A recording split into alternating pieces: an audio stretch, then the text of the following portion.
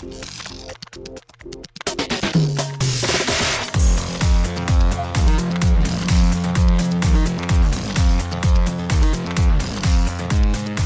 and welcome to Too Fast, Too Forever. There's all kinds of family. We chose this one. This is episode 66, Pit Stop, Tammy and the T-Rex Director's Cut.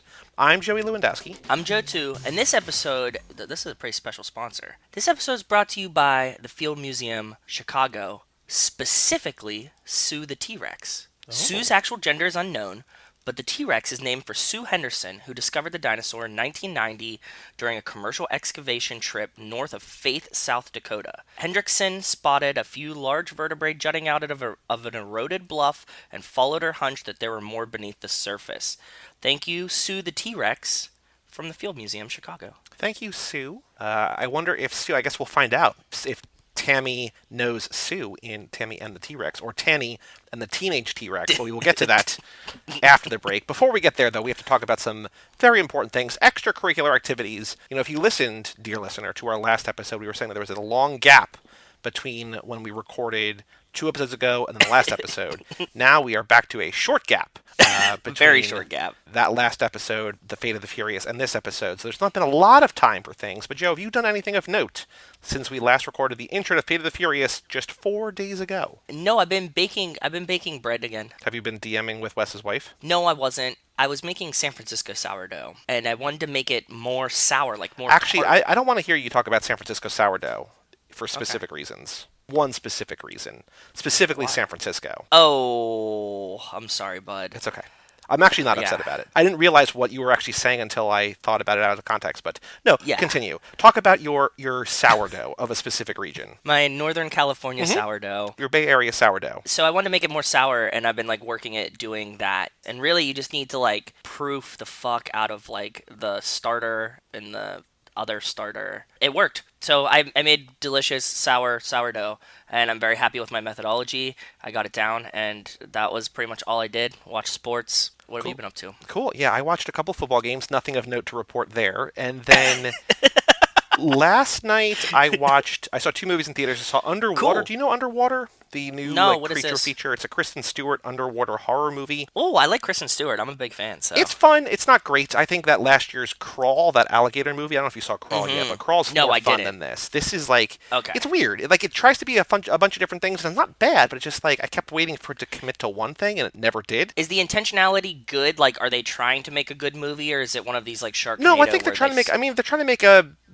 movie. They're trying to make they're trying to make an action movie. They're trying to make they're not trying to reinvent the wheel here, but they're trying to they've created a drill to drill deeper in the ocean than they've ever drilled before. In the first 5 minutes, shit breaks bad, and I was just I wonder if they're gonna flash back and no, it's just action kind of from the very beginning. I was oh, that's cool. It's a tight 90 minutes, which is nice, but it keeps sort of toying with different ideas, and I think it's fun. I think that it's not something that anybody should go out and see in theaters, Redbox or HBO or VOD or whatever. At some point, Netflix, wherever it's gonna wind up, I would say check it out. It's nothing great, but I think it's a fun movie. But if you haven't seen Crawl, see Crawl first, because Crawl's cool. Okay. Plus, cool. Crawl has your girl Kaya Scodelario in it too. So. Oh, I'm a big Kaya fan. I know you Effie. Are. Dude, the UK Skins, you definitely didn't see that in your TV shows, right? Correct. She's the sister in that, and she slowly gets a better role as the seasons go on. But the UK Skins. Mwah. I also saw last night the Best Picture nominee, Best Picture winner at the Golden Globes 1917, which is great. Really good. Yes. It's not a wildly complex story. It's a very simple story, but it's basically, there's probably cheats here and there, but it's sort of 2 or 3 very long takes for the entire 2-hour movie. That's what I heard. Really well done. Yeah, Rachel said she was really excited to see it because she heard that it was one long take essentially. So I'm gonna check it out in theaters. You think I should see it in a big theater? I would see it. Small? I think that's one. Well, because what's interesting about this weekend, as we're recording this past weekend, they still might be out, but because the Oscar nominations just happened, a lot of the Best Picture nominees, a lot of the bigger movies, are coming back to theaters or still. So if you look at the listings for this weekend, Joker is back and Knives Out is still there and Parasite is there and Jojo Rabbit and basically everything has 1 or 2 showings. So if you want to go see one of the bigger movies, you can do that.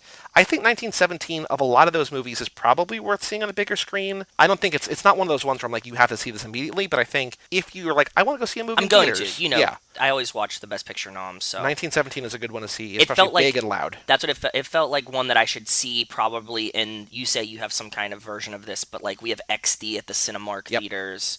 I was assuming I would see it. You see, what is yours, Dolby or something? Yeah, the AMC's added the Dolby, which is the better picture, better sound, and like the nicer seats. That's where I saw this. Yeah, it's good. Definitely see it like that, especially since this weekend, as this comes out, Doolittle is getting savaged reviews, at least. The new Robert Downey Jr. Talks to Animals movie. Yeah. Apparently the new Bad Boys is pretty good, which I will see. Everybody was super hype about it. Like all my friends were like really excited for it, and I got very nervous because it's a January movie instead of a summer movie, and I was like, why are they burying it here? But like, it's apparently pretty good. I'm going to see it tomorrow night, so I'll talk about that next episode. But Cool. I was like, oh, Awesome. huh. And then, that's basically been it. So there's a lot of football this weekend, which, again, not going to talk about, and a couple movies, and that's it, because we have not, it's not been a lot of time since last time we recorded. But that's just about That's it, cool. I think. I might do some fun stuff this weekend. I don't know. I'm kind of been laying low. I like it though. So we have a Patreon page on the show, patreon.com/2fast2forever.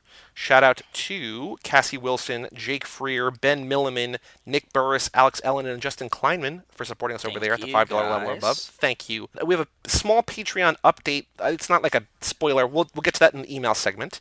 Cool. Not a new patron, but something else related, tangential. But Lap 6 is starting soon. So if you want voting rights, head over there. Even $1 a month gets you voting rights, access to the Fast and Furious Minute document, everything you could possibly want, possibly need at Intros, patreon.com. early. Swag, our undying love and support, whatever. Amen. Patreon.com/2fast2forever or just 2fast2forever.com. Mailbag. This is what's crazy is that we. You said there's a lot, but we have. How? So some of these we're not going to. They're kind of combo things, but no joke. Okay. Since we recorded 3.5 days ago, 12 emails. Damn. Okay. So we're going to go through here. We're just going to see. I'm going to sort of pick and choose what. I'm not going to skip emails, but some of them don't need to be read. Some are going to be comboed. You'll see. But first up, from Jenny McMullen. Also, if you want to write in, family@cageclub.me. Email us rankings, your vending machine food, your Whatever best you want, picture, your Oscar picks, whatever you want to send us. Oscar picks is a good one. Yeah. Who do you think's gonna win Best Picture? Joker, baby. Yep, it is. I'm sure it is actually. Oh, boy. Okay, first email from Jenny McMullen. Subject line, Patreon. She says, hi, guys. Hi, Joey. Hi, Jenny. Hi, Jenny. I was able to successfully sign up as a patron, but had to send the link to my work computer and do it on my lunch break. For some reason, she had this goofy it stuff just doesn't with her work app on my and her phone. Okay, well, I'm glad you figured it out, and thank you. That's like she did like all this extra effort too. It's very appreciated. Thank you, Jenny. She says, anyway, just wanted to say that I only want to support you guys on Patreon because you've provided me and many countless others with so many hours of listening enjoyment. And she puts in parentheses 37, which I think is Zack Attack, plus 14, which is Channing, plus 29, which is Gosling, plus 64 of this is 144 at least, she says, because a lot of those I think are longer than an hour. So yeah, we've done 144 episodes. I would say we're well over 200 hours. I would guess if I had to pick. Yeah, because these get long, dude. And even our shorter other ones, they're rarely under 30. I would say they're generally 45 to an hour 15, right? So yeah, I think so. Lots of us, too much of us. Thank you, Jenny. Arguably. Definitely too much. Too much, too fast, too forever. I'm not really interested, Jenny writes, in any of the benefits, including being a family member, but please keep up the good work for those that are. By the way, somewhere along the way, my podcast list had to be rebuilt, and now I have the latest episodes of Zach, Ryan, and Channing movies to listen to because I got unsubscribed to them. She says, the horror. Oh, well, I'm glad you fixed that up. That's cool. She says only 3 over the last 6 months, so that's the plus side for me, and you're tapering off with them. But really looking forward to The Beach Bum because I did watch it. Later, Jenny. Thank you for writing in, Jenny. And we loved The Beach Bum. I was a big fan. It was like probably one of my favorite movies last year. I don't know that we're going to do more Zack Attack episodes. He had a couple things that have come out, but if you want to write in your thoughts got injured. here, even if we don't read it on air, maybe, depending, if you couch it in Cars or something, we could talk about it on here very briefly. So thank you, Jenny, for writing in, and thank you, as always, for listening, and also now for supporting us over on Patreon. Yeah, I appreciate it. Thank you. Next email from Jason Dickinson. He sent 2 emails, Joe. I'm going to read these 2 emails, okay? Okay, First up, Fast and Furious 9. He says, what questions would you like to see get answered in Fast and Furious 9, Stay Fast, Stay Furious? Main question for me in Fast and Furious 9, where's Cypher? Which I think we definitely will get. Where's Cypher at String? Yeah, where's Cypher at String? And I want to know if Cypher is the main boss, or if she's like still an underling and there's a higher up than her. Okay. It could be that she's running shit, which it very much looks like she is. But I want to know if she's like the top tier or if there's somebody else above her. I think that's my main We're question. kind of running out of runway here in terms of like getting somebody higher up. I feel like you could probably introduce one more person in 9, maybe toward the end, but like I don't think you can. I think everything needs to be set before 10. I think that everything needs to happen. I agree. And that 10 is just sort of the end game. Like, it's not like think about, like, Thanos was sort of teased throughout. Infinity War was, like, them against Thanos, and Thanos, spoilers, but people know, Thanos kind of wins in Infinity War, and then in Endgame, it's them taking him on, right? So, like, I feel like you can't introduce Thanos in Endgame. You can't introduce Thanos equivalent here in 10, but you could still, I'm still okay with it if they introduce somebody here in 9. There's definitely going to be, like, an ultimate boss or another bad guy, and it has to come in here, and I want to know who that is.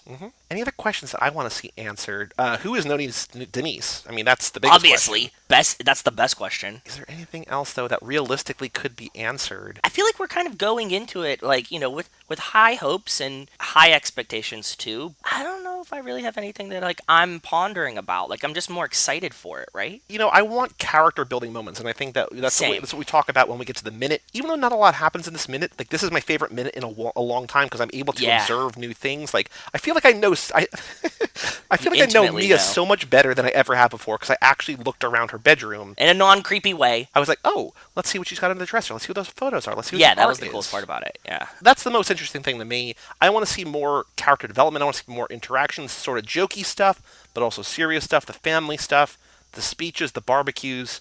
I want to see all that kind of thing in 9. I don't really have questions as much as just I want to know these characters a little bit better. I think I have more questions about Hobbs and Shaw because it feels like almost a new series to me.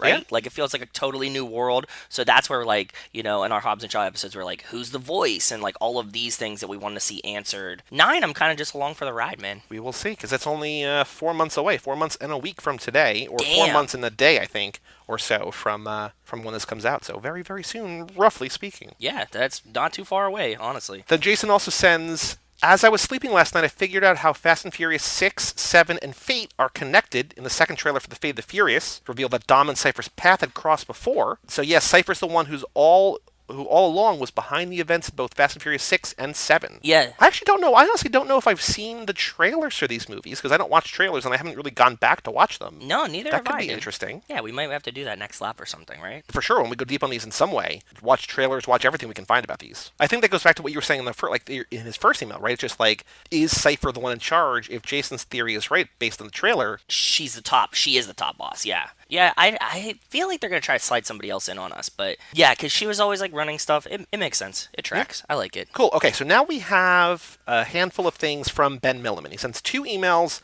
then 3 things back to back to back on Patreon. We'll get to that in a second. Cool. So first up, baby update, and it's too damn cold, says Ben. Okay. He lives in Alaska. I mean, it's actually been moderately temperate here. You know, there's been cold days. The weather's been decent, yeah, dude. For us, I think we had like a 60-degree weekend last weekend, right? Mm-hmm. It was 65 over, I think, both days over the weekend. I had the windows open. It was beautiful. Ben says, hey, guys, we found out a couple weeks ago that we're having a baby girl. Well, congratulations on Denise Milliman. No, Mia. The ultrasound technician, Ben writes, told us we have a very stubborn baby because she couldn't get her to roll over to view the heart. After some trying, baby finally moved, only it was in the wrong direction. They needed to go back a couple days later so they could try again. The technician said she hasn't seen a baby this stubborn in a good few years. We laughed and said, that sounds about right. Hopefully that's not foreshadowing of things to come.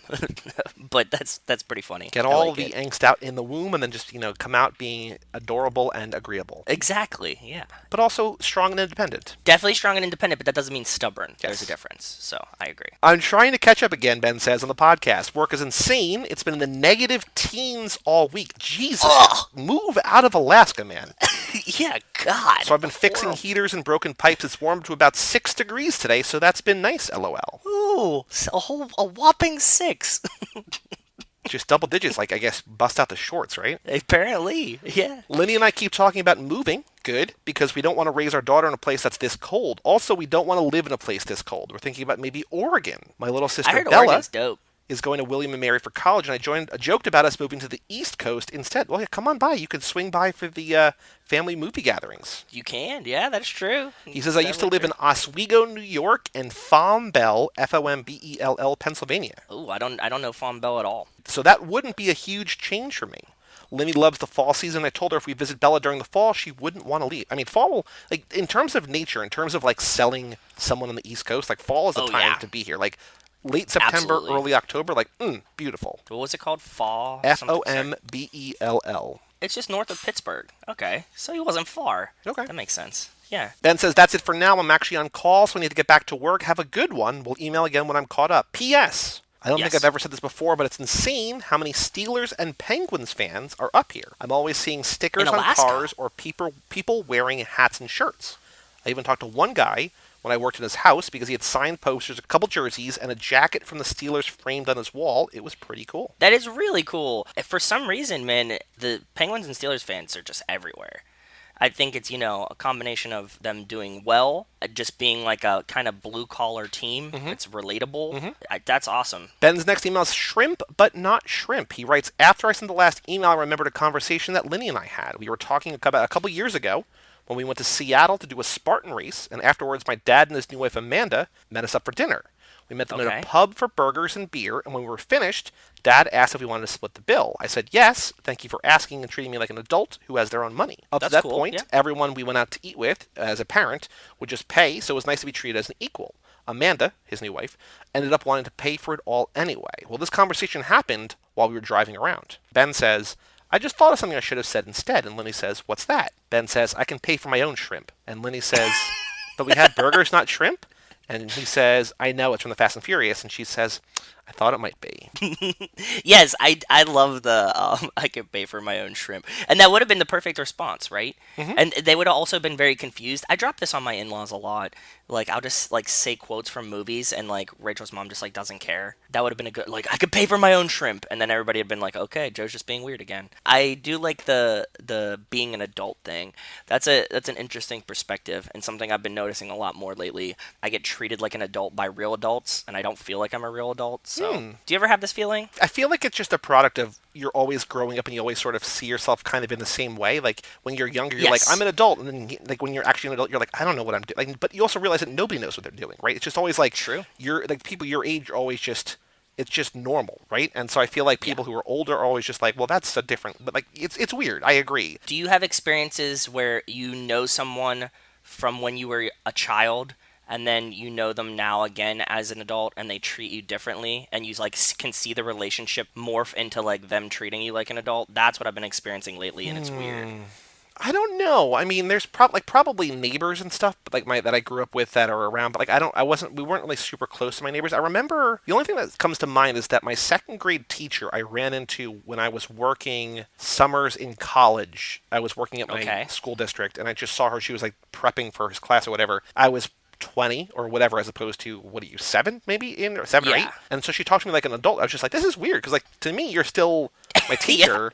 But she was asking about college and everything. It was just like not like equals, but like more like, oh, this is like a different dynamic, which I guess is sort of the case. I think teachers is probably the most common thing. I think also specifically college is a little bit different, but like Tobin was one of my professors at Ramapo, and like, but he's now, like, in a way, I'm kind of his boss, sort of, on the network, and like, he's been on, and he's like excited to talk about movies with us, and like whatever. He was always super approachable and super fun and whatever. But he still was your professor. Yeah, it's weird. It's a weird thing, but I don't have a lot of history with that, but it is weird and just like, wait, but I'm not. What?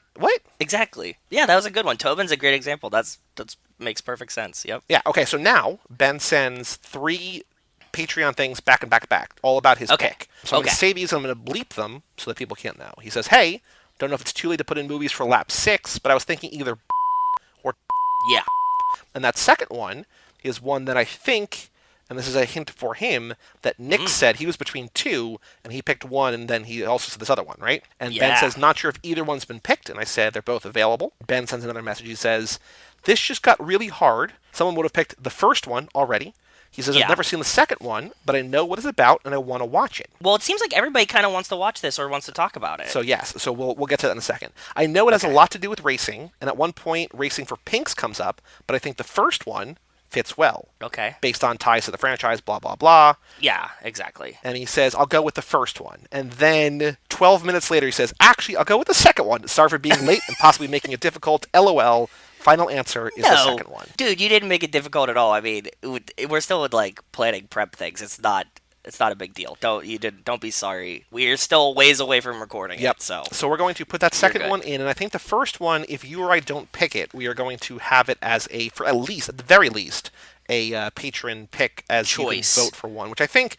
I don't want to stack the cards, but I feel like it's one that could win just based on its connection to the franchise. I think you or I are gonna have to pick. It's gonna have to be in the loop. I can't imagine it not being in the lab. So the weird thing is that, and not the weird thing, but the thing that we have to keep in mind is that between the 3 of the 4, so we're still waiting on Jake, and I think that Jake's been busy. Also, his country's on fire right now, so I think he's doing other things. Hope he's okay. I was just thinking about him the other day. We should send him a message. I'll send him a message. Just hope he's all right. And our other buddy that sends us messages on Facebook too. Oh yeah, we have a whole Aussie crew.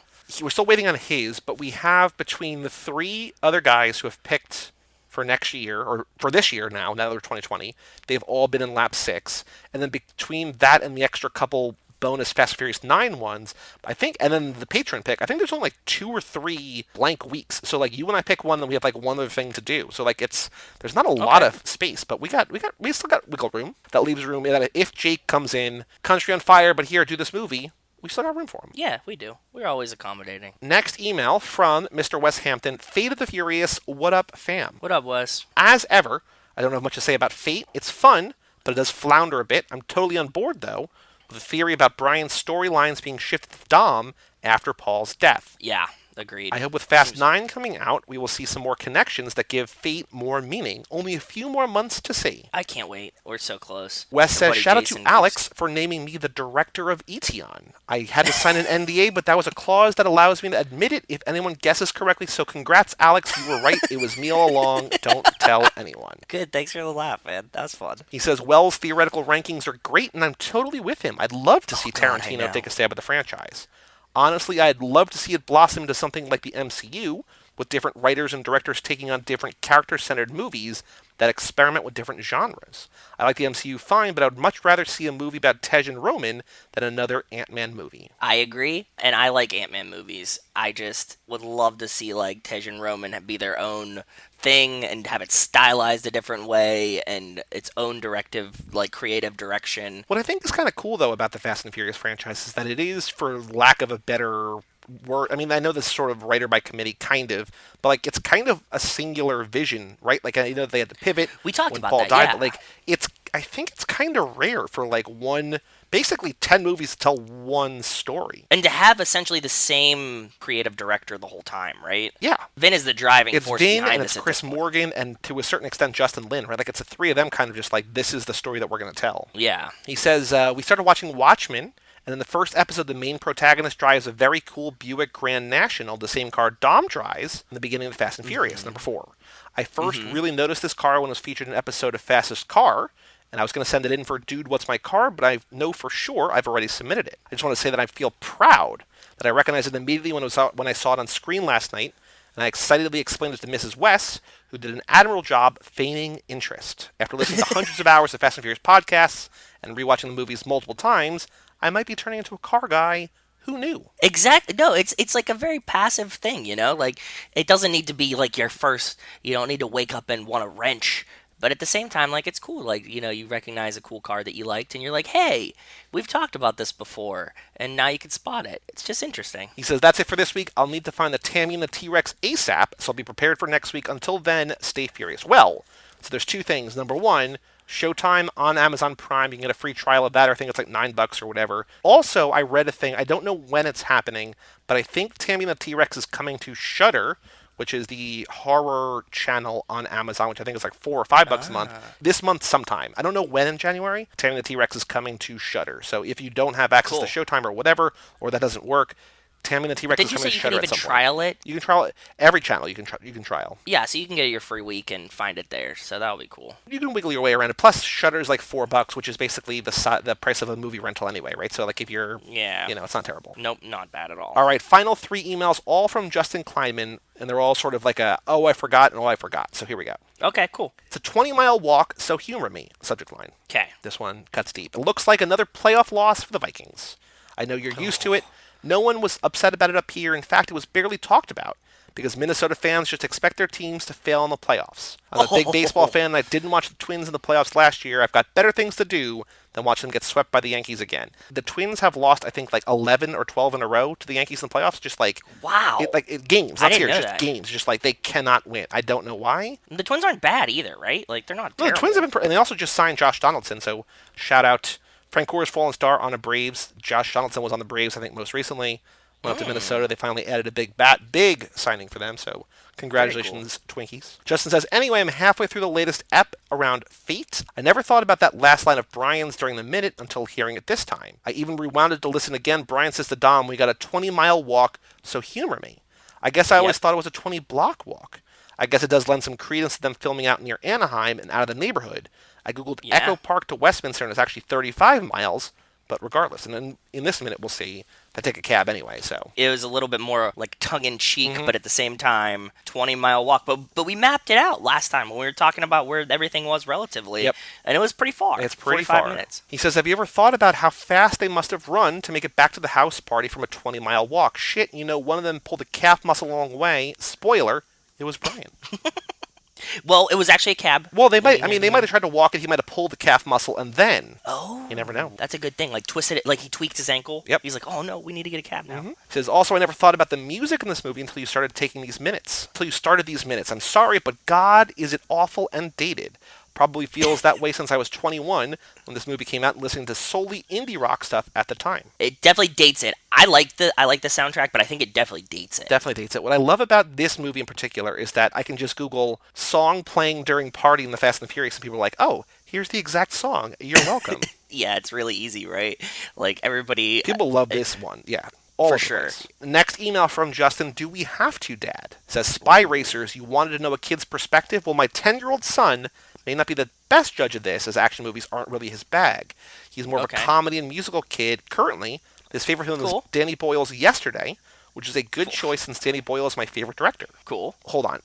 This is my friend's theory. I want to read this to you. So do you know what Yesterday is about? Is that the Beatles one? Yes. So if you're listening, you don't know what Yesterday is about. I'm going to explain what it's about, and then I'm going to give this sort of spoilery theory. I haven't seen it, but I know the premise of it. The movie is about this guy gets hit by a bus. Or there's a power outage. He gets hit by a bus. When he wakes up, he remembers everything. He remembers life as it was, but the world has been changed, and no one remembers the Beatles. Yes. He's this aspiring singer-songwriter, and he just sings Beatles songs. Yes, he starts singing Beatles songs, and he becomes like the biggest musician in the world. All this stuff, different stuff, whatever. Okay. Spoilers now, sort of, kind of for Yesterday. This is not a movie I don't think that you would enjoy, but I want to hear your thoughts specifically on my friend's theory. Okay. Want to watch Yesterday and have not. Skip forward a minute or so. The movie ends. It never gets undone. He eventually says to the world, hey, these are all from the Beatles, or blah, I think, at some point, but, like, there's never, like, a redo switch. Like, it's never like, oh, everything's back to the way it was. Now we know who the Beatles are. We found them. There's a couple other people that he encounters who remember the Beatles.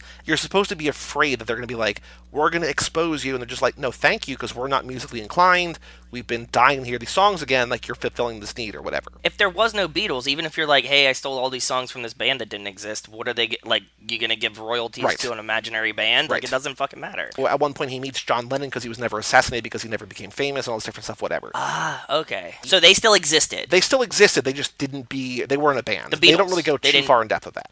Okay. So in the movie, he's friends with this girl who's played by Lily James, and she is dating his friend. He's kind of got a crush on her, and like it's like, will they, won't they, blah, blah, blah. They sort of flash back, and it turns out that there's other things that get forgotten too. The band Oasis, who did Wonderwall, is also not in the band. So like other things like that it's just not it's not just the Beatles, it's like a whole bunch of other things. Is it the trickle-down effect from the Beatles? Like, Sort if there's of, no I think Beatles, so. there's no Oasis, Yes. and okay, makes sense. And so here's my friend's theory, and if you're listening now and you still want spoiler-free, skip ahead another a minute or so. When Lily James and the lead kid meet the roadie for the first time, the roadie implies they're sleeping together, and she laughs and is like, not even once.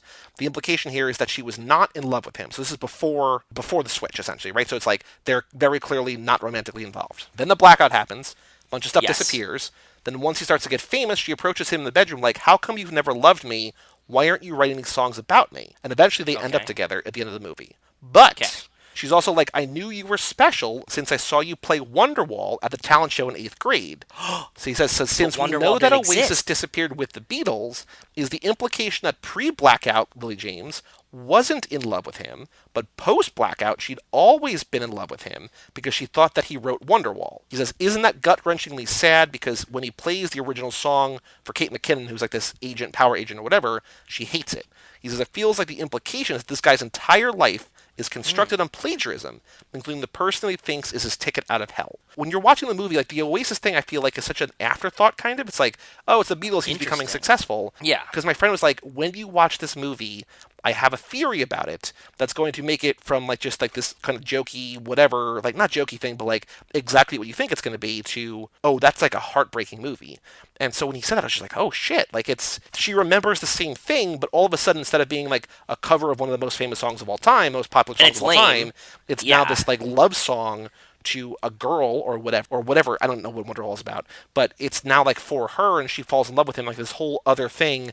And so like his entire life has been built on a lie. It's very devastating. But is it really a lie? Because I don't think he was pitching it like. But does he pitch it like I invented these songs, or does he just like write them and it's like these are the songs and everybody's like, holy shit, this is great? Well, he tried because when the movie starts, he's like he sings something. They're like, what is that? He's like, what do you mean, what is that? Like it's whatever. And they're like, I don't, let it be or whatever. Yeah, it's like how do you? I don't know what you're talking about.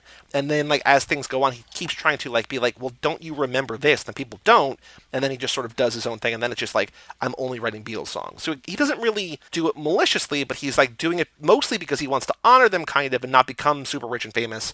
But along the way, that just happens. Yeah. But I was just like, oh god, like it's a crazy theory. It's a crazy theory. I like thinking about that. If that happened to me, I'd be like, that's the circumstances, man. Like, I can't change them. My life isn't built on a lie. He wasn't lying to this girl. It's just like shit changed, and like that's what happened. I don't think I could pitch them as my own songs. The question is, so in the alternate reality, right, this girl that you've always loved who never loved you suddenly loves you now. But it's now based on something that she thought you wrote, but you didn't actually write. You know what I mean? Like, it feels like you cheated it. Like, it feels like you didn't earn. You think all along that, like, because things have changed and whatever, and she's seeing him successful or whatever, that he's like a different man, he feels more confident, blah, blah, blah. But now it feels like she's always loved him because of that one song that he was just doing a cover of. That's the sad part. It cheapens it, yeah. Yeah. Yeah, I get it. That was really interesting. That was a fun thought project there. I enjoyed that. Anyway, Justin's email goes on. Yeah. He says, well, I put on the show and we watched episode 1. It ended and episode 2 started. He turned and looked at me and said, can we watch something else? I said, you aren't interested. He said, not really, but if you really want to, we can. Oh, that's heart-wrenching. He's a sweet kid. He said, we watched but one also more, sad. and he just played Minecraft on a tablet. I watched Ep 3 and haven't gotten around to finishing it. I liked it. I'd say I'm more likely to finish the series than watch Hobbs and Shaw again. Whoa. Ooh, it says, time will tell. Interesting. Okay. There's a 10-year-old's perspective on it. We wanted, and it's just like, I don't care about this. Brutal. Yeah, I know. Rough. Kids. Jeez. And then the third email is subject line trips, and he says, as we say in my fantasy baseball league, fantasy league, when you do 3 back-to-back posts. This is a car picture that we will save for a couple episodes down the road, because now we have 2 from Nick, I think, and 1 from Justin, so we've got a handful to play into lap 6. So thank you all for sending that in, and that's all the emails. So we had a lot of emails, a lot flurry of activity the last 3 days. There was, and we did a lot of cool thought processes this time. Like what kind of things are going to be in the next movie. This was cool. It was a good one. So if you want to chime in for next episode, family@cageclub.me. You can also, if you'd like, go to Apple Podcasts, leave us a review. Still no new ratings, no new reviews, but 5 out of 5, 19 ratings, all 5 stars, That's all awesome. glowing, That's wonderful reviews. Thank you all so very much. Yes, thank you. No new news, I don't think, in the last 3 days, which we will skip over that.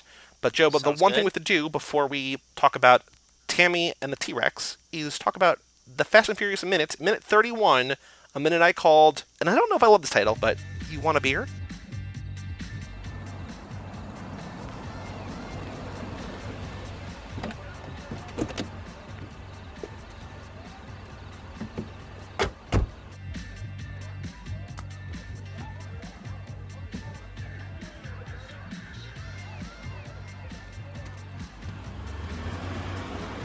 Sure.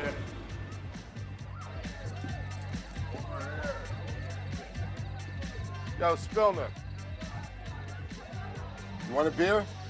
Yeah, sure.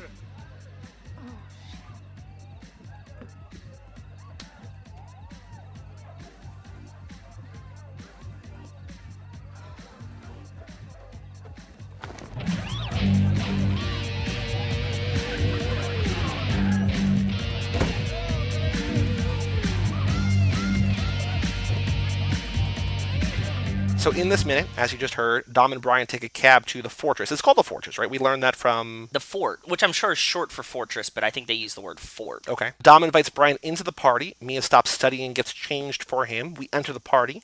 We see Vince playing a guitar. We see Letty on the floor. And then we see the two women that we talked about either this lap or last lap making out. And so that's kind of what we saw. I put more details into this Fast and Furious minute. I don't know if we're going to talk about everything, but if you want to know basically everything that's in Mia's room, check out the Fast and Furious minute document. Yeah, you really killed the game with this list. Joey has literally everything on her dresser, walls, everything. It's really fun. I want to point out three things, though, specifically. Number one, cool, go ahead. The guitar that Vince is playing is the Zakk Wylde, most famously the Zakk Wylde guitar, the Gibson Les Paul custom bullseye guitar. I don't know if you know Zakk Wylde, but he's, I guess, best known for being Ozzy's guitarist and also the lead of Black Label Society. And I learned today that he is from New Jersey, which is very exciting. Very cool. I asked current lap guest, Cara Gala Regan, because she is very much into flowers. I took a picture of my TV and I said, what is this tree at the end of 1327? She says, it's hard to tell without being closer up or without more context, but she thinks it might be a crepe myrtle, CREPEMYRTLE. So I linked to that in the document. Ooh.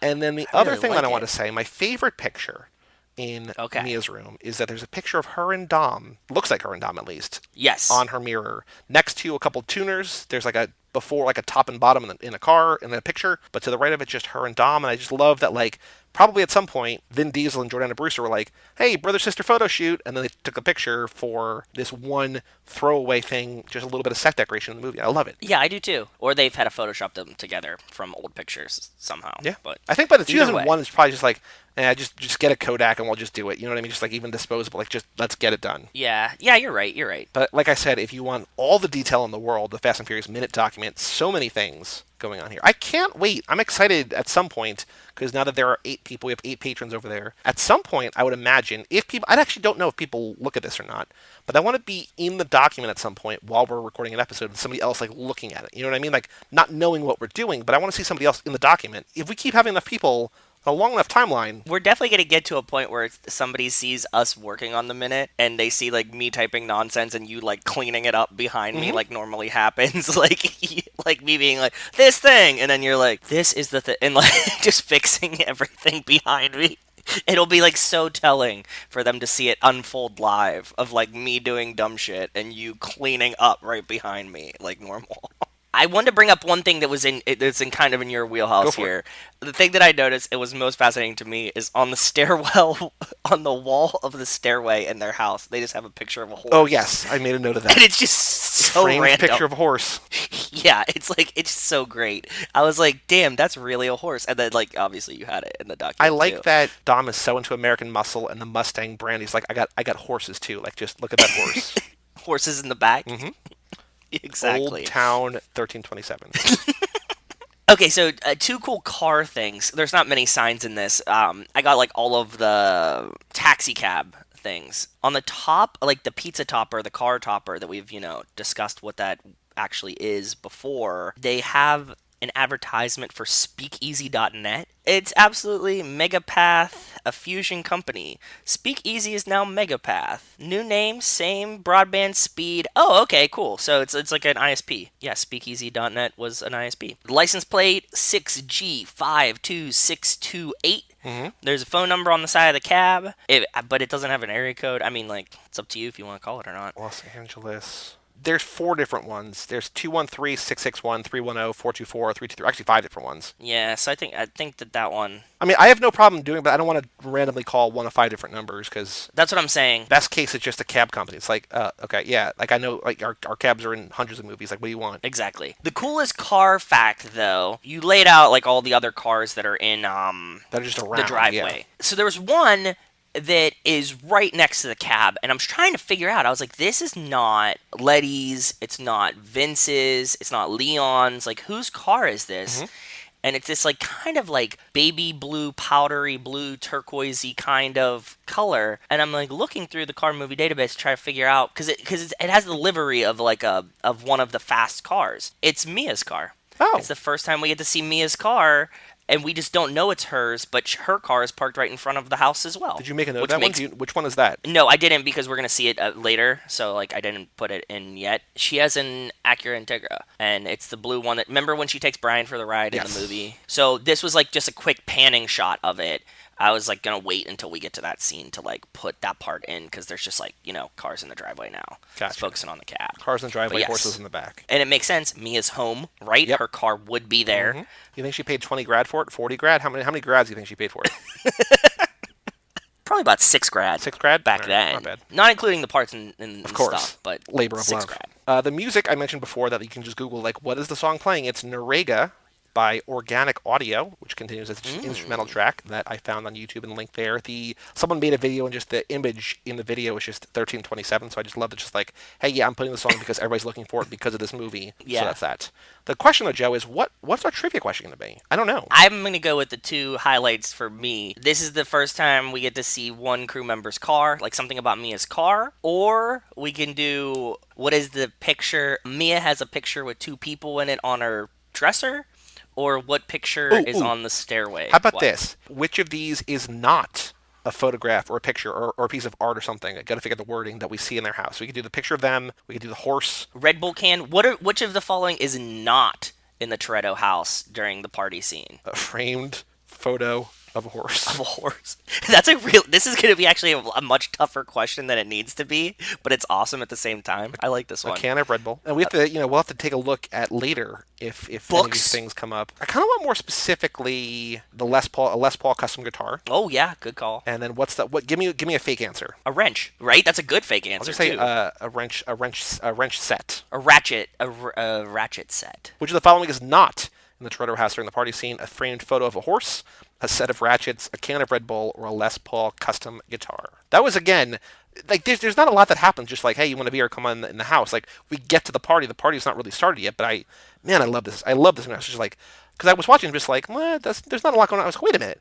There's so many weird things for me to make a note of. Oh, I wish that it was like more focused. I really was hoping that we could tell what books were on the shelf because I thought that would be very telling. But it's too blurry, like it's out of frame or out of focus. So. I do want to say that on Mia's dresser there is a lot of Asian influence. A couple of the candles have Asian lettering. Is. She's got these 2 like Japanese ladies in like these green tunics with like a fan as her lamps. I'm like, what is this foreshadowing Tokyo Drift? I don't know. They're fans of imports, so they have a lot of Japanese influence in them, right? Dom's not. But Mia has this Acura Integra. I guess. And I mean, they are all driving import. Like Dom likes, American muscle. Dom just likes cars. Time. Yeah, he likes cars. So she just might be like, fun time tuner girl. It's cool. Any other thoughts about the minute? No, it was a really great minute. You're right. I think that this is probably a super iconic one for anybody listening. This is probably a scene that you could see in your head. Well, what we're getting next minute is going to be the iconic party scene. Is you can have any brew you want as long as it's Corona. I think that's got to be in the next minute, right? Can't detail a car with the cover on it. Mm-hmm. That's all coming up real soon. Do you have a better name for this minute than You Want a Beer? No, I like that. Okay. I think that sums it up. What is Mia? Does Mia just say like shit or something? Yeah, She's like, funny. Shit. Oh, shit. Yeah. Now we got to the house. How long do you think the house scene is in minutes? I go at least 3. We're going to get at least 2 more. We're going to be out of there by minute 34. This is 31. By 34, at some point, we're out. Oh, for sure. Yeah, I agree with that. I think we got at least 2 more because you get like Letty on the floor. You're going to get Dom, Vince, and Brian interacting, and then Letty dragging him upstairs. We got at least 2 more minutes of this. So let's take a break. We'll come back and talk about Tammy and the Teenage T-Rex right after this.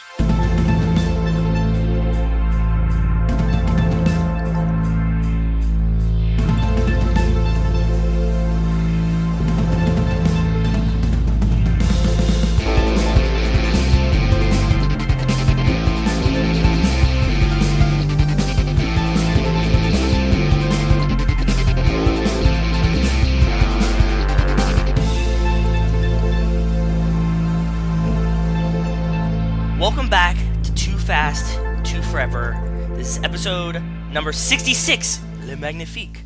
Tanny and the Teenage T-Rex. This episode is brought to you by the Field Museum, specifically Sue the T-Rex. At more than 40 feet long and 13 feet tall at the hip, Sue is physically the largest Tyrannosaurus rex specimen discovered out of more than 30 T-Rex skeletons that have been found. Sue is also the most complete at around 90%. Thank you, the Field Museum Chicago. Thank you to Sue. Thank you to the Field Museum Chicago. We are finally, it feels like it's been forever, but it's really only been 2 months maybe since we started talking about this, but we're finally here to talk about Tammy and the T-Rex, or as the opening title indicates, Tanny and the Teenage T-Rex. So I posted on Patreon today, right? I was like, yes. Like, intro is up. Everybody who wants it, go get it. And Melissa messages me very quickly, and she's just like, do you know that you said Tanny? And I was like, yes, I'm aware. And she's like, I got very worried. And I was like, no, it's literally what it says. So if you have not seen this yet, it is now, we heard from Mr. Westhampton, Mr. or Mrs. West. It is now available on Shudder. You can stream it on Shudder. You can also stream it on Showtime on Amazon. You can also buy the 4K or Blu-ray. And I think it's also coming out, I want to say next week as this comes out, basically in 2 weeks as we record this. You can buy the Blu-ray or the 4K from, like, Amazon. Like, you don't have to go through Vinegar Syndrome. You can buy it from other people, whatever. But it's out there. It's out there for you. But if you've not seen it yet, basically the entire movie, Denise is referred to as Tammy, but in the credits, in the opening title card, intro, everywhere, Tanny, and it's Tanny, T-A-N-N-Y, and the Teenage T-Rex. So I don't know. And they have M's. That was the whole point so I turned this movie on. I go, Joey, this is starting off on a great foot. Because it says Tanny and the Teenage T-Rex, and there's M's. It's not like the font is weird. No, These they're are just distinct typos. M's. They are very clearly, this is weird. It's weird. It's weird, yeah. It's definitely not the weirdest part of this movie. The quick backstory on Tammy and the T-Rex. It was originally released in 1994. It was censored. About 7 or 8 minutes were cut out to get it a PG-13 rating. When it was shown internationally in countries like Italy, they showed the entire, basically this version. So Vinegar Syndrome announced that they were going to restore and theatrically release, I don't know where, maybe Draft House, maybe Austin, the uncut version. Oh, actually, I know it played at Fantastic Fest. The uncut version in select North American theaters, then on home video. So that was the big thing. The backstory for why this movie exists is that the writer-director Stuart Raffel, who also is known for directing Mac and Me, which is just a very blatant ripoff of E.T. I don't know if you know Mac and Me. I didn't, but when I was mentioning this movie to one of my coworkers, he said, do you know Mac and Me? It's the same director. I know the gif of the kid going off the cliff in the wheelchair. Which is probably best known for the clip that Paul Rudd always shows when he goes on Conan's show. Do you know this bit or no? Yes, he told me this. I only know it from him telling me yesterday. So whenever Paul Rudd would be on, like, hey, I'm promoting Ant-Man, I'm promoting Ant-Man and the Wasp, whatever, like, here, let's go to the clip, and it would always be the same clip of Mac and Me, of the kid in a wheelchair, down a very steep hill, off a cliff, presumably falling to his death. He does not die, but it is a crazy clip of this movie. I think Mac and Me was made for McDonald's, and I think instead of Reese's Pieces in E.T., it was just M&M's or something. It was just like, it's very literally the same type of movie, but not well made. So this guy, Stuart Raffel, said he had access to a full-size T-Rex animatronic. A guy came to him and was just like, we have this. It's going to a park in Texas. We have 2 weeks. The eyes move, the arms move, the head moves. He said that he wanted to use it in a movie. Stuart Raffel was like, I don't have an idea for a movie yet, but we can figure something out. And so they had it for 2 weeks. So basically, in the span of 2 weeks, they, I guess, did this entire thing. Because this is Paul Walker's first movie, so it's not like he was somebody, like, they just were like, hey, casting call, we're doing this right now. Plus, he's only in the movie for probably, like, 25 minutes, right? Because, spoiler, the movie is about Paul Walker falls into a coma after he gets mauled by a lion. He has his brain transferred from his body into the T-Rex's body. The last hour of this movie, Paul Walker is not technically in. Like, you could see the T-Rex as Paul Walker, kind of. The actor is not on screen for more than the first 25, 30 minutes. Yeah, so I got nervous, right? Yeah, okay, go ahead. Keep going. And so they wrote the story in a week and worked on the script as they filmed. And they were constantly asking the cast and crew if they had any better ideas as to how they could make this movie. So they basically just like, hey, we've got this dinosaur, let's just make a movie. They're like, all right, we'll wing it. And that's the story of them. Like, that's why this movie exists, because they had access to a dinosaur. They're like, we're going to make a movie. let's just go out and do it. Yeah, they essentially like just rented this dinosaur in between sets or something. It seems like it's a movie made like that. It seems like they figured out that they had a dinosaur for 2 weeks and started writing the script then. Yeah, And like exactly. like in the sense of like when Tommy Wiseau made The Room, like he like writes a page, hands it to them, they go start shooting that page, and then he's writing the next page as they're like doing it. You know what I mean? That's what it feels like. Did you like this movie? I did. So this is where I think you and I are going to differ a little bit on this, because this is admittedly a very, very crazy movie. But I've seen is. a lot of movies that are not like this, because nothing is really like this, but I've seen a lot of movies like this. You were like, I can't wait to talk about it. I'm like, I kind of don't have a ton to say about it. Like, I've seen a lot of movies in this vein, and I enjoyed it, and I think it's beautiful to look at. Like, Vinegar Syndrome did an amazing job restoring it, but I enjoyed it, but it's not like a mind-blowing, I literally cannot believe this movie. It's just, oh yeah, that's certainly a weird thing. So you've seen a lot of things in this wheelhouse. Yes. So it's not as shocking in that sense to you. Correct. That makes sense. I really enjoyed this movie too. I don't think that there's anything like it, and just having Paul Walker and Denise Richards in it is like top tier for me for how zany it is. And yeah, I really enjoyed it. I just think it's a fun story to talk about just plot wise, and it feels like they wrote it as they were going. So the movie is Paul Walker is dating Denise Richards. Her ex is this kind of like gutter punk grunge kid who is very violent, very aggressive, very protective of Denise Richards. Hyper aggressive to her. Yeah. Even though they're not together anymore. Possessive is a good They word. get into a fight outside of school. Later that night, I believe, or maybe the next night or whatever, Paul Walker sneaks over to Denise Richards' house because they're high schoolers. They're not, she shouldn't be having boys over at night, whatever. He sneaks up. Her friends or ex-friends, or these two girls, see him going there. They call the posse. They're part of his crew. Yes. They call the posse, and they all show up, and they basically knock down. They're going to knock down the door of Denise Richards' parents' house. Paul Walker runs out. They chase him, beat the shit out of him. They bring him to an animal preserve, a wild animal preserve, which apparently is a thing. They leave him there. He's mauled by a lion, brought to a hospital. This crazy mad scientist who has basically been reanimating a T-Rex. For the record, this comes out a year after Jurassic Park.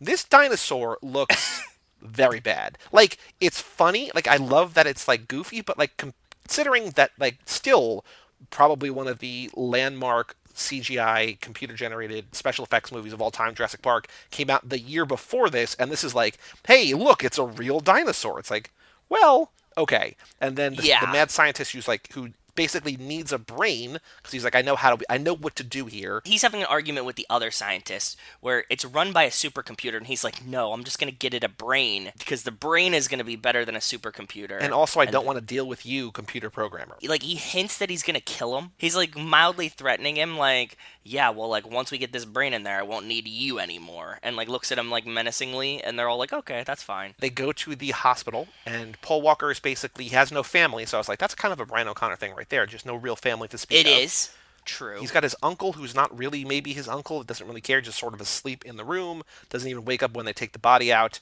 This doctor pretends that Paul Walker dies, but he's actually just in a coma, brings him out, he revives, they basically knock him out again, take his brain out of his body, put it in the T-Rex, and then they throw Paul Walker's body ostensibly away. Although they bury him, and then when they open the coffin later, it looks like Donald Trump. I didn't make that connection, but kind of does. It's just kind of like a generic dude in a suit, very fake blonde hair, and it's just like, oh, this is like, I was like, is that supposed to be? I was like, oh, I realized after the fact. I guess my bigger point is that it looks nothing like Paul Walker in the grave. Yeah. And it's also already like maggot infested, even though he just died like a day or two before. And rats. There's like live rats and mice. There's both. But I guess before we get to the back half of this movie, essentially Paul Walker, Brian O'Connor as the T-Rex, let's talk about the front half. What did you like about the front half? What did you not like about the front half? Favorite parts, favorite moments, favorite characters. Hit me with what you loved about the beginning of this movie. I hit a point about 10 minutes in when I realized that I needed to give this movie a lot more attention than it was getting. Mm-hmm. I needed to watch it with Rachel. I needed to tell my coworker about it because he loves films like this. Okay. And that exact moment was, you mentioned Denise Richards has this ex-boyfriend. They pretty much, like, the first scene, you see her kiss Brian once. He goes outside. She says, I can't take this flower from you to go to prom together. And he says, okay, but like you should. And she's like, no. And he just eats the flower. Unprompted. She's like, you're silly. This is why I like you. They kind of chuckle about it. And Paul Walker is like, he's eating this flower. This isn't acting. He does, like, he's chewing it. His next lines delivered are kind of dry because he ate the flower. Yep, literally dry, not, poor acting. Just like, I do not have saliva in my mouth. Because he ate a flower. Yeah. This seems kind of interesting. Okay, I like where this is going. That's a little... That took me for a loop. The ex-boyfriend pulls up, and they have this incredible fight scene. There's like body slams. It does not look like there were stunt doubles. It looks like Paul Walker was probably getting body slammed. And it's like this hyper-aggressive fight. The girls that are part of the posse are like so into it and like aggressive and violent. They're just like screaming on the sidelines. And I was like, okay, this is interesting. It's like a good minute and a half. Well, you're not even mentioning the strangest, the most standout part of this entire fight. Is the end. Yes. So I'm going through the fight. I'm like, whoa, this is like really like violent. There's a lot of slamming going on. The boyfriend grabs Paul Walker by the balls. Literally. Yes. Mm-hmm. He's pinching his testicles. To the point where when the cops show up to break it up, one of them says, what we got here is a testicular standoff. As he's grabbing Paul Walker's balls, Paul Walker decides to grab his balls, and so there's just a dick pinching contest happening now. That's a standoff. That continues for like another 2 minutes to where the cops are like, we need to break this up, so just let go together on 3. They finally break them apart. The cop looks at Paul Walker and goes, what's the matter with you? Don't got no balls, kid?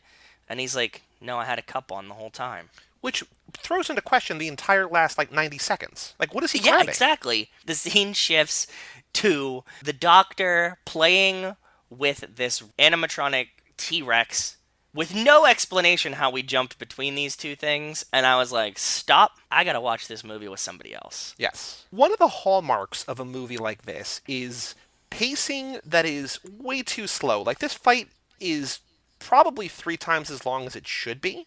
Oh, but for because sure. there's not actually plot, because there's not actually anything happening, it's just like, well, we can kill it. We can literally burn a minute or 2 off here they can just fight for a while. And it's like, but there's nothing really, there are, body slams and stuff. Like you're saying, like the beginning is cool, but like you would think in a fight like this, in a movie like this, that they would body slam and then teachers would race in and be like, break it up, break it up, break it up. But it's like, no, they body slam, It's 3 minutes of body slams. Get back up, sort of stare off at each other for a while, testicular standoff for like a good 45 seconds, and then the cops break them up. It's like, oh. And so this is where I was like, okay, not that I didn't already know exactly what this movie was going to be, but now I know what this movie is going to be. It's just like, yes. Okay, I get it. I do want to point out, though, in this opening scene, as we're getting introduced to the world of the high school, we also meet Denise Richards' best friend, Byron. The best character in this whole film. A walking, I think back then probably meant to be progressive. Now is sort of just a walking series of stereotypes. It is. A gay black man dressed like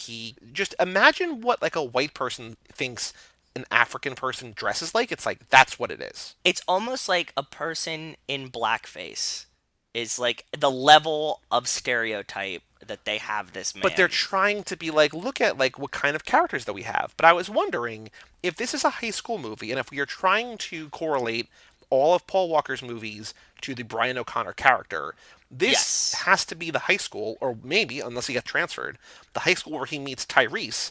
And the entire movie I was just like, is Byron Roman? Is that the Roman character? And then he's just hiding his high school, like his femininity, his sexuality, all that stuff, masking it with bravado. No Niece Dennis? No Niece Denise Richards. Oh. The name is right there. Both are good, yeah. I like both. I do like that. I thought the Byron character, for the bad in it, he is hilarious, and the actor was doing the best he could with what he was given. Because no one in this movie is given anything. Exactly! Every time I saw him, I was like, this is a breath of fresh air. He's trying. He's putting his heart into it. He's delivering it as best as he can. He's basically Titus from Kimmy Schmidt. He is Titus. Yes, he's a young Titus. It's Titus in high school. But it's like, it's the stereotype. Titus works as a character. Like, they know what Titus is. This is Titus without any kind of awareness. It's just like, this is the kind of character we want to do. Like, imagine if Titus just had no innate awareness of the world around him, and Yeah. or like and the people writing him were just like, it's what a dummy would be like. Oh, I know exactly. It's how Titus Burgess, who plays Titus Andromedon, like when Yeah. people interview him, they're like, but I thought you were, wait, you're not him? Like, I thought you were the same person. Like, I thought it was the same, like, I thought that was just you. It's like, the people who No. think that are the people writing this kind of character. Yes, that's a really good way to put it. I mean, I don't actually think that he's Roman, but I think that it's, if we are, If we're mirroring them. weird, like, it has to, because this is also a very, Yeah. very white high school otherwise. This definitely is the closest we get to a Roman, and it has to be like his bud, right? So like in a parallel universe, this would be Roman. Yes. The very beginning, we get, I think, the most Brianism of Tanny and the T-Rex. Tammy and the teenage T-Rex. Brian has love and is in a relationship with a woman he shouldn't be in love with. Okay, very fair. But should he really not be, or just like, because it feels like the world doesn't want, it's kind of a Romeo and Juliet situation, sort of. There's somebody out to get him because he's in a relationship with this girl. So it's a love that's forbidden Okay. in some way. Sure. And that's a Brianism, that he's like, I'm not scared of the repercussions of this. Right. I'm still going to love this woman no matter what. Yeah. Even if I'm an animatronic dinosaur, I will love this woman. That was the most Brian moment at the beginning for me. Did you notice during this film, Paul Walker and Denise Richards are extra giggly together? No, but I can see where you're going with this. And it seems like they might have had like a little bit of like actual flirtation on the set, because they're like super bubbly. They're both when they're beautiful with each people, other. especially at this point. They You know what are. I mean? So I can see that happening. You work on a movie like this, and you're both very young, and I think that she was probably already been a model and whatever, but like, I think there comes a certain point where you're like, oh, pretty much nobody around us. It's kind of, I guess, equivalent in sports, like when you're on like a minor league baseball team, or even like a little league baseball team, you're like, oh, we're clearly above the rest of these people, not in terms of like Class or status. yeah, but just like we're better We're than the this. best. We are going to have a successful career to some extent. Yep. Everybody else around is so like if they might bond over that too. Plus handsome, plus they're flirty in the movie. Plus at the end of the movie, and I don't Plus want to get they're to that, but there's younger. a whole striptease which we'll get to.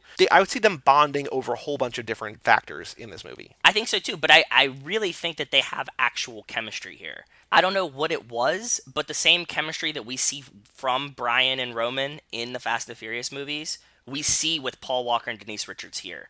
Like, they were having fun together. I don't know if they were just friends. I don't know if they had a romantic attraction to each other, but they are getting along really well because they're like just giddy when they're on the screen together. Like, anytime that they deliver lines together, it's like they're having actual fun, and it's really cool. And now that we've seen that from multiple different people outside of the realm of the Fast and the Furious, in a role where he's a little bit younger, it's a little bit more fun.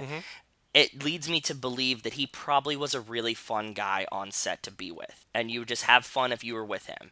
Like, and that's reassuring. We always have to, like, talk about like The Rock and Vin Diesel and Jason Statham and their like egos and stuff Right. like that. Paul Walker, at least when he was young, and from what we hear about from Fast and the Furious 2, Too Fast Too Furious, that he was having fun at these times, and people just enjoyed him as a real human, and that's cool. Going all the way back to one of our very first episodes of the I Am Paul Walker documentary, I think if anything was clear from that documentary is that he wanted to always be experiencing new things and having fun and not locked into anything. And whether or not he sort of betrayed that in a sense by like having one character kind of define his career, which obviously we love, it felt like he never wanted to be boxed and he always wanted to be doing new things, trying new things, meeting new people, going new places. And I feel like that's maybe why, because it's like I'm here for 2 weeks, I'm here for 3 weeks a month, whatever we're doing.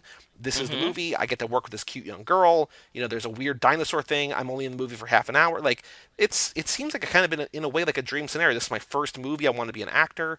Like it's a great situation to be in. Yeah, it is. It will be awesome. Like, as much as this isn't really a break, like your breakthrough role, it kind of is. Like, I have to imagine Denise Richards is kind of famous by now, right? How old is she in this, by the way? This movie came out in 94, so she's 22, 23 when this is filmed. No, I always felt like she's so much older than us, right? Like, I think it was just the age difference at the time. Well, that she's she born in became 71, famous. so she is significantly older than us. Yeah, that's true. So she was started in the 90s. She appeared in several films and TV shows like Loaded Weapon 1, Tammy and the T-Rex, Lookin' Italian. So this is one of her very first movies. I assume she was kind of like established by then. She is the star in this, and Paul Walker was like a very new actor. I didn't know that they both are kind of fresh. I don't think you get someone like this is not the kind of movie that like you get a star for. This is the kind of the movie that we've seen No, I know. a bunch of times where it's like they remarket it after the fact to be like, oh, look at our stars. Like it's like look at this Denise Richards Paul Walker movie, but this is by no means. There's so many of these kind of movies, and this is actually something to talk about a lot on High School Slumber Party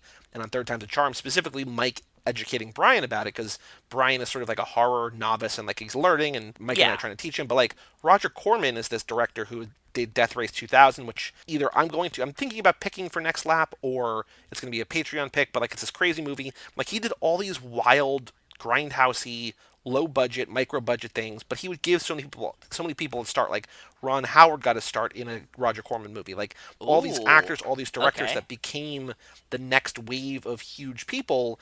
He just literally needed bodies on cameras, doing editing, doing lighting, doing whatever. And so all these people that became the next wave of Hollywood stars and celebrities began on his things because he was doing 5 or whatever, 10 movies a year, like just making shit. After the fact, you'd be like, oh, do you know that Ron Howard was blah, blah, blah on this movie? It's like, well, now I know. Yeah, but back I didn't. then, he's just a kid who like wants to get a start. And so this is the kind of movie in that vein where it's like, even though it's maybe 20 years after that, but like, we're just making a movie with no budget. Let's just get young, good-looking kids who want to be actors. Even if they're not good, it doesn't matter, because this is the movie where a guy's brain is transplanted into a dinosaur. Who gives a shit who the people are as long as they're good looking? I assumed that like Denise Richards at this point, like she was like established as like a B actress or like a child star, and this was like kind of like her first movie. Like I would assume she would have had like a TV show where she was like. No, it seems like so after she graduated high school, fresh. She did a little bit of modeling in Paris, New York, and Tokyo, and did some commercials. But then this was basically her second movie. So maybe she was a big commercial star, and I know her as that. I didn't think she was as green as her resume says at this point. Like, was she like the cover girl? Like, was she like Maybelline, like cover girl or something like that? She's in some standalone TV episodes in like 92, 90, 91, 92, 93, but they're not recurring. Like, she's not in the second episode of a show until 93, role. And then she's not in another one until 96. When she's in Melrose Place for 3 episodes. Oh, and that's still not a lot. 3 episodes isn't like that's like her first TV series. It looks like is in 2005, Sex, Love, and Secrets, which is way after the fact. A couple years after this, she would be in Starship Troopers, which Brian's covered over on High School Slumber Party as well. But then Wild Things, Drop Dead Gorgeous, and The World Is Not Enough. So like the late 90s, there's like a 3 or 4 year stretch where like that's where she's the most beautiful, most sought after, most famous woman in the world. After that, there's not a lot, but basically from 97 to 99, it's like that's her years. Yeah, I was very skewed about this, so. Because it seems like she would be the kind of person who's just sort of been famous forever, that she was a model and whatever, but it seems like this is just how she kind of broke in. Like she was just doing little parts here and there, and then this is, one of her first leading role. I don't know. The minute we just talked about, I spent so much time taking notes on Mia's bedroom. Mm-hmm. If we were doing a minute of this, I would want to spend all of the time in the world talking about Tammy's bedroom.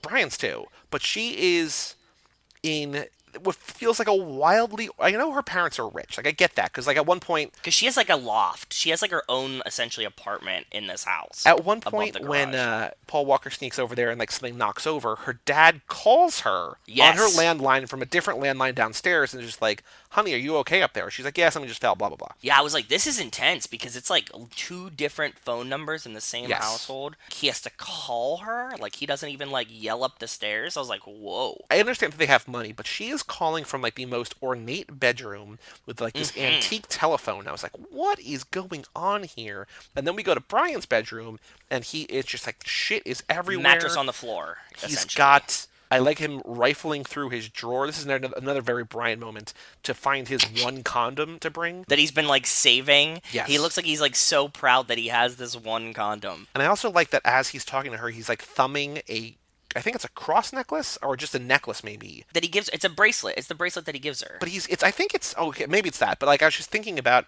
Dom's cross necklace. It's like this is so very like he's already pining for, lusting for a gaudy jewelried man. He wants a really strong necklaced man. Yeah. So he's just gonna give Denise Richards this this bracelet instead. Exactly. I think that's basically all my notes from the beginning part. Is there anything else about the opening before the brain swap procedure that you want to talk about? I like the lion attack. That's a good way to do it. I didn't expect him to stay alive from it. The Rocky and Bullwinkle charm of the doctor and his assistant, the Yep. nurse, inside the hospital when they kind of like knock them both out was really fun for me. I really enjoyed this scene more than I thought that I would. Like the drunk uncle, them being bumbly but also being like the doctor and the assistant. That's about we covered a lot of the good stuff of the first half. Because they definitely do, those two characters. I like that. I'm glad that you pointed them out because they definitely do have more life to them. Both, I don't know if it's the actors bringing the life to them and just like we're gonna have a good time with this, or if it's just the kind of characters that they are. But it feels like everyone around, like everyone in high school, Denise Richards and Paul Walker included, aside from Byron, like they don't really have much in the way of characteristics. It's just like, oh, They're kids. mean They're grunge just high kids, school kids. handsome Yeah. jock kid, handsome beautiful girl. It's just like that's what you are. But these people are just like, we're just weird, and we're going to just say weird things and do weird things and overact. And it was cool to see. And I'm glad that when they go back to the lab, I like that we get more time with them because I think that it's just they bring an energy to the movie that a lot of the other characters, I just think based on a lot of the other actors, just based on like the lack of characteristics, can't really bring. I do like the animation of them. And in the same sense, the extension, that whole crew, including the guy running the computer, the Arnold Schwarzenegger character. Yeah, like the bodyguard I guess, guy. Right? They're like a nice animated extension. Like they're overacting, but it fits the movie. Right? Sure, like yeah. they're overacting, everything's too exaggerated, but it's also so much fun that I was like, oh, I really enjoyed this. So they bring Paul Walker back. They bring Brian back to the lab. Yeah, they steal his body. They saw his brain open while he's, I guess, still alive. Like they kind of knock him out. Like he's not dead, but they Yes. saw the top of his skull off.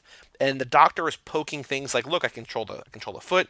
And then he's like, this is my favorite. And he pokes part of the brain, and Brian gets a raging hard-on, and he's able to kind of Huge boner. control. And I'm like, well, I get, like that's a funny, weird thing. But I was like, who is this for? I guess it's just like for don't high know. schoolers, like who are probably either drinking or smoking on like a Friday night and just like, what is this movie? But it feels like a very big swing and an aggressive swing. And I wonder if that was in the PG-13 version. Not that you see anything, but like it's a very suggestive scene in an otherwise kind of tame movie without anything like that until the very, very end. This movie isn't sexualized as much as it could be, because like we see Brian grab the condom and come over to Denise Richards' house, and then you get the boner joke. I was expecting this to be more smutty. Yeah, the extent of it for most of it is the woman, the female. I don't know if she's another doctor, the nurse, or the assistant, or whatever. The but nurse she's- assistant, yeah. She's in kind of like revealing outfits, but there's no nudity in this entire movie, which is kind of a I hallmark was expecting of this type of movie. Yeah, I thought so too. I really thought we were gonna get some nudity in the scene that we were just talking about, where they come and steal the body. They have this sexual tension between the doctor and the assistant, but they don't play on it, man. They keep it PG-13 for us, and it's very interesting. It would almost be less remarkable in a weird way if there was more nudity, if there was more. I mean, there is a fair amount of Gore. violence, but like I feel like this weird middle ground, the needle that they thread, is like, oh, huh, all right. It's very much a PG-13 movie, like when you're 12 to 14-year-old and you get dropped off at the movie theater type feel. This is edgy, but really it's not. Like your first endeavors into films you're allowed to see by yourself. Like I always remember movies like this. Any of the dance ones, right? Bring It On. Yeah. There's love in it, but it's not. It's just like they make out once or something weird. Yes. So they transfer the brain in. We see the boner joke. The dinosaur has this like weird in between characteristics where it's like it is now Paul Walker, right? Because Paul Walker's controlling the dinosaur, as we're led to believe from the plot of the movie. So like the dinosaur like uses a payphone sometimes, or will like wave at people and like use its hands, but then it'll also just like eat someone. Yes. What they're doing is they're revealing the dinosaur to the characters. They're letting them know that this is now Paul Walker. The characters have to resolve this somehow. Like, that's the whole 20, 30, 40 minutes of that part of the movie. Just eventually get to a part where, like, he has to show Denise Richards it is him. And he does this whole thing where, like, what is this game that you guys... Like, charades. So he's, like, doing charades with Denise Richards to show that he gave her this bracelet. It's him. He's inside the dinosaur. And her reaction is strange to me, and she's just like, well, I love this dinosaur then. It's not what's on the outside, it's what's on the inside. And she's like totally okay with him, and she wants to run away with him. They then spend a great crazy scene of them trying to find a body for him. At the morgue. They try to put him in a girl's body. They're like showing him all the bodies, and he's just like, nah, I'm good. Shit breaks bad, and they run away without a body, right? Isn't that what happens? So the other wrinkle here is that Byron's dad is the town sheriff, and so he's hot on their trail because Paul Walker, as the dinosaur, is literally going around killing his enemies and like biting them and eating them and whatever. And so these sheriffs and the cops and whoever, and I think to a certain extent the goons, are trying to catch up to him, stop him and stop the carnage.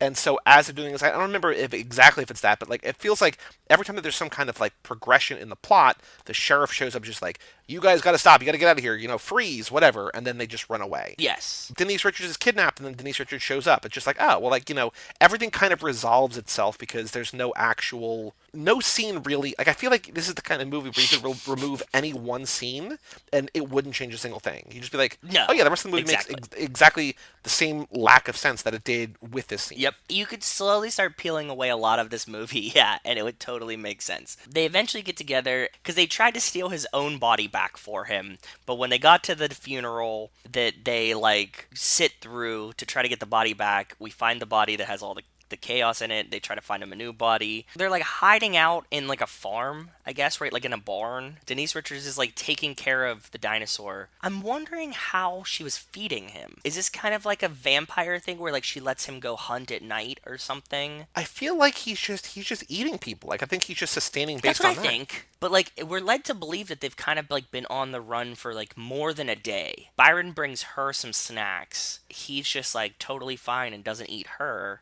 So I'm assuming he's eating somewhere. Maybe it's like snakes, like he just had to eat like one. But I have to imagine that like a T-Rex's appetite was like massive. But he's not a huge T-Rex. He's like a medium, or he's like a baby T-Rex. You're right. Yeah, you're right. He's like human. He's a little bit more than human-sized T-Rex. They said it was like 12 feet or so. Well, how big was Sue? We just had the thing. I feel like Sue's huge. Sue was the largest one that we found.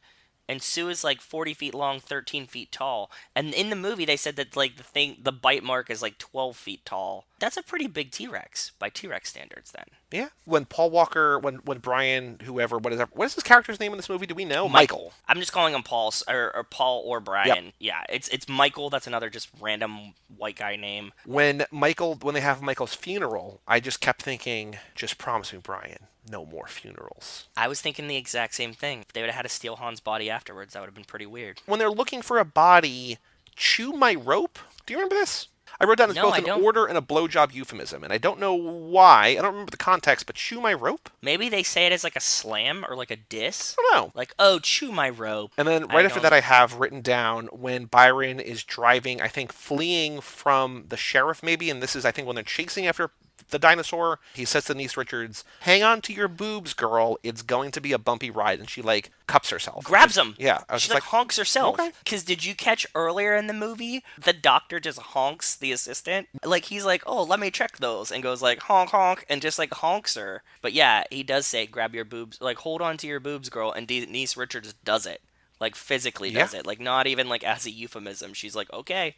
And holds him. Essentially, we get to a point of the movie where it just kind of resolves itself, and we get to the end. And I think that's like that's like the final part of this, right? So we see like a shootout. The movie just kind of like stops. Denise Richards being happy, and her dad's there, and they're like, we don't know how we feel about this. And she's like, oh, it's great.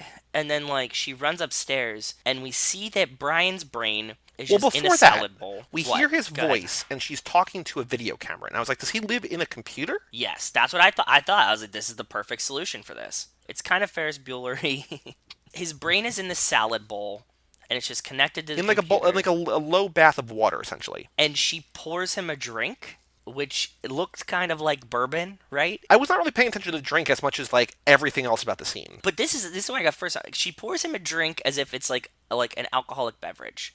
And it looks like, a bourbon, like a neat bourbon drink. But he's in high school. There's a lot of them drinking for them being in high school, but never mind. So she pours the drink on the thing, and he's like, oh, yeah, that feels good.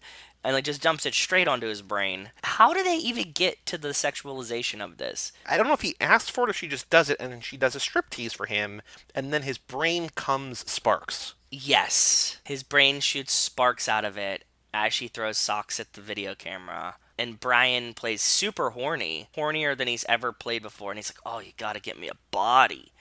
Comes Sparks, and the movie's over. It's literally the last part of the movie. It's her doing a That's striptease it. for him ejaculating sparks, and then movie ends. It's like, what? And then in post-credits, Tanny again. Oh, I didn't see post-credits. No, I mean, no, I mean just like credits. Oh, Sorry. credits. Okay, yeah. Post-credits, Tanny again, and that's it. That's the whole film. Yeah. And I was like, whoa. That was an experience that I'm glad that I lived through. I don't want to say that I was disappointed by this movie, because I wasn't disappointed, but I think that there had been such hype around this, because I feel like a lot of Vinegar Syndrome movies are things you've never heard of, like things that like they just find, they're just treasures from wherever, right? And this had a little bit of a history. I had heard about it. I think it was probably known because of Paul Walker, because of Denise Richards, because Brian covered it on his podcast last year. Like I knew about it, and I feel like there was hype in my mind built up around it, and it wasn't disappointing, but it wasn't like, wow, I'm so glad I saw that. Like, I'm glad that I saw that. I'm glad that I own it. I will watch it again. I think it'll be fun to watch with people. I was hoping for magic, and I don't feel like it ever reached... Like, it's a crazy bonker story. Like, I'm not saying that it's not. Yeah. But I feel like in the scope of these kind of movies, it doesn't reach a point where it's like all-time good bad movie, whatever. You know what I mean? I think it's up there for good bad movies. I think you're right. It will never be The Room. It will never be like this level of culty. Or like when I showed following. you Sleepaway Camp, right? Like it's not the same kind of thing. Sleepaway but like, Camp is great. Yes. Yes, I agree. Yeah, I don't think it'll ever hit that level, but I liked where it fell for me. I don't think I was disappointed by it because I had no notions going into it, right? Like I didn't know what the movie was about. I've never seen it before. I've never heard about it before this, so it was just like a fun time movie for me. It's a good bad movie, but it's not like all time great.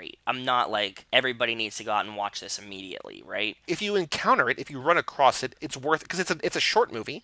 It's like 88 minutes without the credits. It's fun. It's not bad. It's just it's not a really well made movie, but it's beautiful to look at now, and it's got Paul Walker in it for a little bit at least. Like I think the people who listen to this will enjoy it, but it's not one that like you need to go out and spend like I did $40 on the 4K or whatever. And this isn't a movie that I would like force my friends to sit down and watch like The Room. Like I'm like, if you've never experienced this, you gotta see it. This is like, if you like those kind of movies, this will be a fun one to introduce them to. And if you are a fan of Paul Walker and you do like this kind of stuff, it's definitely enjoyable. Yeah. Well, speaking of enjoyable movies, Joe, I don't think we teased this in the beginning at all, but the next pit stop we're doing in 2 weeks, after we have Kara and what is it? mystery suitor Brian Rodriguez on Hobbs and Shaw, okay, we're going to talk about your favorite Paul Walker movie, a movie called The Skulls. Oh, I totally forgot until you just said it, and that makes perfect sense. Yes, we are. So that's coming in 2 weeks. You still haven't seen it, right? Is that what you said? Correct. Yeah, no, I've never seen it. So awesome. Okay, cool. Am I gonna like it? It has this the '90s kind of vibe, the early 2000s vibe, like Cruel Intentions. Okay. Like it's kind of one of these movies. It's like made for teenagers, maybe. This one's more of a thriller. I think that you'll like it. I don't think it's a bad movie. I don't think you'll say like that was great, or you won't hate it, and I don't think you'll love it either. Gotcha. Okay, so, that's fair enough. I think it'll be kind of like this vibe. So yeah, so in 2 weeks we're doing The Skulls. Next week, of course, Hobbs and Shaw. Stoked for The Skulls, dude. And then we're going I'm so glad. do our lap end stuff, including the tune-up, relap recap, and then You Are My Lifespan, and then we're going to kick off lap 6 in a very exciting way at the end of February. So we've got about a month left in this lap, so we are running out of time on the driving school / Brian O'Connor lap, but it's been a good lap so far, I think. For the first full lap that we've done, I think, in terms of like, you know, every like a weekly show, whatever, instead of just having bonus episodes, we got things off to a good start, and I think Tanny and the Teenage T-Rex, it's a big part. I agree. Yeah, we're doing pretty good. And dude, I'm so stoked for The Skulls. Okay, cool. Yeah. I'm excited. Oh, I do also want to say that this Friday, Brian Rodriguez of High School Slumber Party is going to also be covering this movie again, the new gore cut. So if you want even more Tammy, go check that out. For all things Too Fast, Too Forever, you can go to cageclub.me, facebook.com/TooFastTooForever, or at TooFastTooForever on Twitter and Instagram. Email us, family@cageclub.me. Check out our Patreon page at TooFastTooForever.com. Get voting rights for next lap. Kick us a couple bucks, whatever you want to do. Come back next week to officially, in a way, close out lap 5 with Hobbs and Shaw. And then come back in 2 weeks. Actually, let me take a look real quick. Do we know, is The Skulls streaming anywhere for free? Okay, so if you have Cinemax, which I do, and I feel like no one else does, it's on Max Go, apparently. $2 or $3 just about, or $3 or $4 just That's about what I everywhere. thought. But yeah, Max Go and then Cinemax This is on a deals Amazon. all day. This is a deals all day type of movie. Yes, this is a. Oh yeah, that's 99 cents with in a tattered, beat up DVD case. I'm sure that you could buy it brand new at Walmart for $4. Probably. Like in a DVD. Yeah. If you look on Amazon right now, the Skulls DVD, you can get it for $8 or used and new from or from 79 cents. I told you, yeah. Or you can buy It's the first 3 Skulls movie, the Skulls trilogy, used and new from $1.52. So if you want 3 of them, oh boy, very exciting. Yeah. Oh, Leslie Bibb's in this movie. Okay, cool, very cool. I think you're gonna like it. Like, I don't think that you're gonna be like, oh, that was pretty decent actually. Okay, good, important. But just go to cageclub.me/toofast2forever or whatever. Just poke around, say hi, family at cageclub.me. Come back next week for Hobbs and Shaw. I'm Joey Lewandowski. I'm Joe too. And we'll see you next week right here on Too Fast, Too Forever.